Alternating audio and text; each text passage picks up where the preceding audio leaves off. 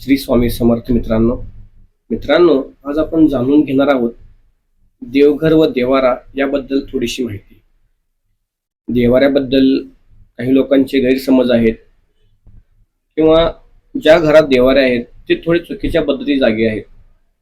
चुकीच्या जागी चुकीच्या क्रमाने देवघर असल्यामुळे पण घरात थोडासा त्रास संभवतो. प्रत्येक कुटुंबात मित्रांनो देवघर असणं हे फार महत्वाचं आहे. ज्या घरात देवारा नाही ते घर आध्यात्मिक दृष्ट्या स्मशानवत मानले जाते. यात आई वडिलांपासून जर मुलगा स्वतंत्र राहत असला तरी पण त्याला आपल्या कुटुंबासोबत देवारा असणं आवश्यक आहे. नित्य देवपूजेशिवाय कुटुंब जीवन हे एक प्रकारचं आसुरी जीवन ठरतं.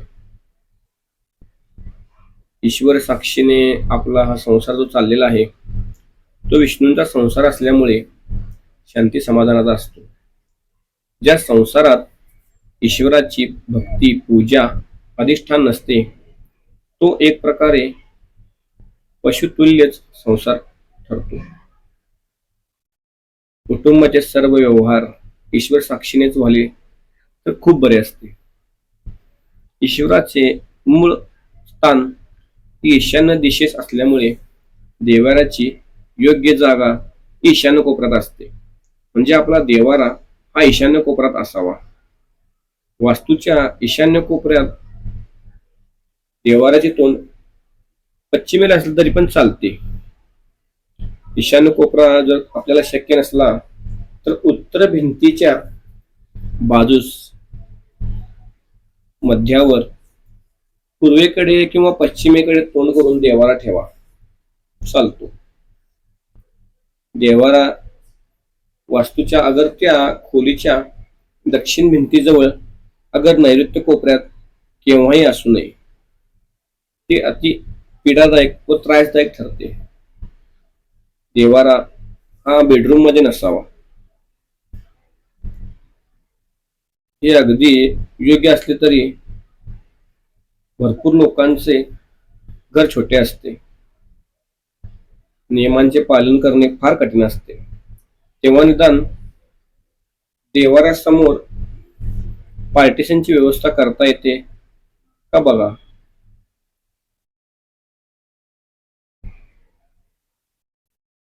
पूजा घराचे वरती म्हणजे देवाऱ्याच्या वरती शौचालय असू नये. पूजा घराचा रंग शक्यतो फिक्कट पिवळा असावा. पूजा घर शक्यतो लाकडीच असलेले बरे. पूजा घरातील आग्नेय कोपऱ्यात दीप अगर लाल रंगाचा झिरोचा बल्ब नित्य असावा. म्हणजे आपल्या घराच्या आग्नेय कोपऱ्यात जरी आपण लाल दिवा लावला तरी पण चालतो. हवन करायचे असल्यास देवाऱ्याच्या आग्नेय कोपऱ्यात पूर्वेकडे तोंड करून करावे. देवाची मूर्ती ही शक्यतो 3 इंचापर्यंत असावी. 3 इंचापेक्षा जास्त मोठी असू नये. देवांचे फोटो दक्षिण भिंतीला लावू नका. पितरांचे फोटो दक्षिण भिंतीला लावतात. पूजा घरात पशु पक्षी प्राणी महाभारतांचे युद्ध प्रसंग यांचे फोटो किंवा चित्रे लावू नका. देवाराच्या अगदी समोर कधीच तिजोरी असू नये. पूजा घराच्या प्रवेशद्वारासमोर किंवा देवाराच्या बरोबर समोर फ्रंट साइडला देवांचे फोटो पण लावू नका. देवाराच्या वरती माळा किंवा छपरी असू नये. जरी चुकून असल्यास ती मोकळी ठेवावी. त्याचा वापर करू नये. व देवाराच्या वरती पण बरेच लोक पुस्तकं ठेवतात किंवा काहीतरी साहित्य ठेवतात. असं काही करू नका. शक्यतो पिरामिड ठेवलं तर खूप चांगलं. देवघर हे भिंतीत कोरून किंवा देवळीत वगैरे करायचं नाही. किंवा पूर्ण देवारा भिंतीस चिकटवून ठेवायचा नाही. पूजा घरात अडगळीच्या वस्तू ठेवू नका. म्हणजे कोणी पण काही वस्तू आणून ठेवतो देवाऱ्यात. उदाहरणार्थ बाहेरून आलंय की बघितलंय असं भरपूर जागी की काहीतरी वस्तू आणली बाहेरून ती कशी ठेवून द्यायची, असं करू नका कधी. जर देवारातल्या मूर्त्या ह्या खराब झाल्या असतील, समजा मूर्त्यांचे नाक थोडे किंवा काहीही मूर्त्यांना थोडाफार झीज झाली असेल तर लगेच मूर्त्या बदलायच्या. तुझ्या घरात तुमच्या भगवान शंकरांची मूर्ती ठेवायची नाहीये. मूर्ती ठेवू नका, पिंड चालते. प्राचीन मूर्त्यांचे भग्न अवशेष तुझ्या घरात ठेवायचं नाहीत. वास्तूच्या पूर्व दिशेस देवघर जर असले तर आपल्याला प्रतिष्ठा लाभते. वास्तूच्या उत्तर दिशेस देवघर असल्यास आपल्याला धनलाभ होतो. वास्तूच्या ईशान्य कोपऱ्यात जर आपले देवघर असले सर्व सुख ऐश्वर्य लाभ आपल्याला मिळतो. वास्तूच्या दक्षिण दिशेस जर आपले देवघर असले तर शत्रूंचा खूप त्रास होतो आपल्याला. वास्तूच्या नैऋत्य दिशेस जर देवघर असल्यास पिशाच्य पीडा हे आपल्याला लागते. वास्तूच्या आग्नेय दिशेस देवघर असल्यास होम हवन किंवा बाकीच्या उपासना ज्या काय आपण करतो, साधना करतो, त्याचे फळ मिळत नाही. देवपूजेतील देव हे समोरासमोर ठेवायचे नाहीत किंवा ते एकमेकाला बघतील असं ठेवायचं नाहीत. देवाऱ्यात कधीही पैसे, सोने, नाणी, धन हे लपवून ठेवायचं नाहीये. देवाऱ्यात कमीत कमी फोटो असावेत. कुलदेवी टाक अगर मूर्ती किंवा तस्वीर, कुलदेवताचा टाक, महाराजांचा फोटो, इष्टदैवत किंवा महाराजांची मूर्ती, लंगडा बाळकृष्ण, नंदी व नागाशिवाय असलेली भोलेबाबांची पिंड,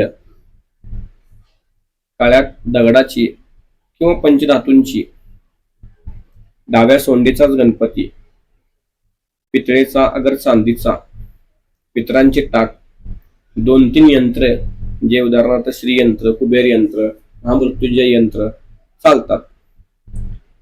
यंत्रे ही देवतांची आसने असतात तेव्हा यंत्रे ही उभी ठेवायची नाहीत, ती देवारात आडवी ठेवायची, जमिनीशी समांतर असायला हवीत.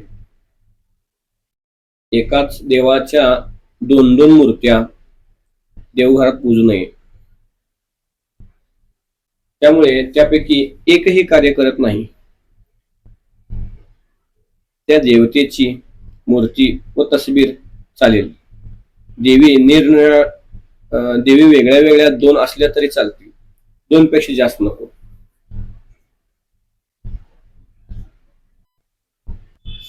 दत्तक गेलेल्या घराण्याचे अगर बुडीचे घराण्याचे देव देवाऱ्यात पूजू नयेत. ते सर्वच विसर्जन करायचे व नवीन देव करायचे. सोन्याचे देव असले तरीही विसर्जनच करावेत, नाहीतर पूजकाचीही वंशवृद्धी होते. अनेक संकटांनी तो त्रस्त होतो.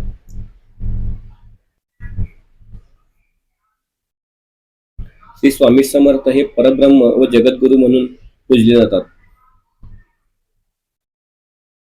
देवांच्या मूर्ती शोभेसाठी किंवा शोपीस म्हणून शोकेस मध्ये कधी ठेवू नका.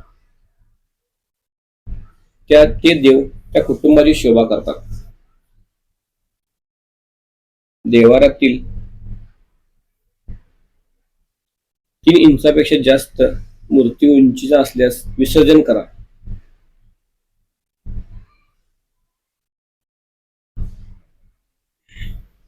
देवघरातील देव हे भग्न झालेले असू नयेत. त्यांची आसने अयोध्ये हालत असलेले, चिर गेलेले, विद्रूप झालेले, पाण्यात टाकल्यावर बुडबुडे येणारे नसावेत. ताबडतोब विसर्जन करून नवीन मूर्ती स्थापन कराव्यात. देवाच्या मूर्ती पूर्वाभिमुख अगर पश्चिमाभिमुख असाव्यात. बक्षीस मिळालेले, गिफ्ट आलेले, सापडलेले देव देवाऱ्यात पूजू नये. आसरा देखील देवाऱ्यात पूजू नये. आसरांचे शुक्रवारी विधिवत प्रवाहात विसर्जन करावे. देवाऱ्यात नित्य सकाळ संध्याकाळ आपण जेवणाचा नैवेद्य दाखवावा. त्याशिवाय घरी कुणीही जेवण करू नये, शक्यतो जेवण करू नये. सकाळी डबा लवकर द्यायचा असेल तर, लहान मुलांना खाऊ घालायचे असेल तर उष्टी व्हायच्या आधी देवाचा नैवेद्य बाजूला करून ठेवायचा. ज्या कुटुंबात देवाला नित्य नियमाचा नैवेद्य दाखवला जातो त्यांना जीवनात देव दोन्ही वेळच्या अन्नाची काहीच कमतरता पडू देत नाही. देवाच्या मूर्ती उत्तरेकडे तोंड करून असल्या तर नैवेद्य समोरून न दाखविता बाजूस पूर्व पश्चिम या दिशांना तोंड करून दाखवावा. मित्रांनो, देव व देवारा याबद्दल तुम्हाला आज थोडीशी माहिती शेअर केलेली आहे. कसा वाटला व्हिडिओ हा नक्की सांगा व नक्की चॅनलला सबस्क्राईब करा. श्री स्वामी समर्थ.